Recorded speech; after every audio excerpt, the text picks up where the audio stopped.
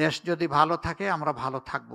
দেশ যদি ভালো না থাকে আমরা কোনো অবস্থায় ভালো থাকতে পারব না। আজকে যে ইশতেহার প্রকাশ করা হলো তার কোনো অংশকে দেশ এবং মানুষের কল্যাণে যদি আপনি মনে করেন যে আরো ভালো করার সুযোগ আছে, তাহলে আপনার জায়গাটা থেকে আমাদেরকে সহযোগিতা করবেন। মানবিক বাংলাদেশ চাই। একটি নিরাপদ বাংলাদেশ চাই। আমরা শ্রেণীতে শ্রেণীতে সীমাহীন বৈষম্যটা দূর করতে চাই এবং সকলের জন্য ন্যায় বিচার নিশ্চিত করতে চাই। আমরা বিশ্বাস করি ন্যায় বিচার নিশ্চিত হলেই সমাজের ৭০% সমস্যা দূর হয়ে যাবে। আর বাকিটা সবাই মিলে আমরা বিভিন্ন যৌক্তিক মেকানিজমের মাধ্যমে শেষ করতে পারবো ইনশাআল্লাহ। এই বাংলাদেশ আর পিছিয়ে পড়ে থাকুক।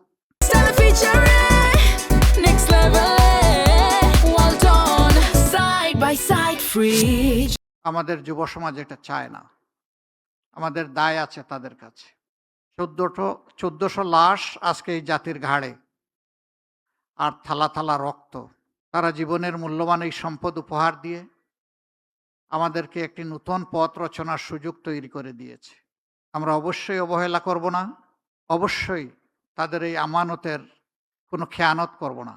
আমরা এই আমানতকে, এই আকাঙ্ক্ষাকে ধারণ করে এগিয়ে যাব ইনশাআল্লাহ। আমি আবারও আপনাদের কাছে বিনয়ের সাথে অনুরোধ করব, আজকে যে ইশতেহার প্রকাশ করা হলো তার কোনো অংশকে দেশ এবং মানুষের কল্যাণে যদি আপনি মনে করেন যে আরো ভালো করার সুযোগ আছে, তাহলে আপনার জায়গাটা থেকে আমাদেরকে সহযোগিতা করবেন। এ বিশ্বাস আমি রাখতে চাই এবং এই বিশ্বাস আমাদের আছে। শেষ কথা, দেশটা আমাদের সকলের। দেশ যদি ভালো থাকে আমরা ভালো থাকব। দেশ যদি ভালো না থাকে আমরা কোনো অবস্থায় ভালো থাকতে পারবো না। আমরা বিশ্বের সকল সভ্য দেশের সাথে মানবিক বন্ধুত্বপূর্ণ সম্পর্ক আমরা রক্ষা করতে চাই। আজকে একজন ডিপ্লোম্যাট প্রশ্ন করেছিলেন এখানেই আমাকে, যে এই দেশটার সাথে আপনাদের সম্পর্কটা কেমন হবে। আমি ছাদের দিকে আঙ্গুল নির্দেশ করিয়ে দিয়ে বলেছিলাম যে কালারফুল হবে ইনশাআল্লাহ। আমরা সবার সাথে কালারফুল রিলেশন মেনটেন করতে চাই। আমরা সবাইকে সম্মান দিতে চাই। আমরাও সবার কাছ থেকে একটুখানি ভালোবাসা এবং সম্মান চাই। এটি আমাদের চাওয়া। আমাদের চাওয়া খুব বড় কিছু নয়।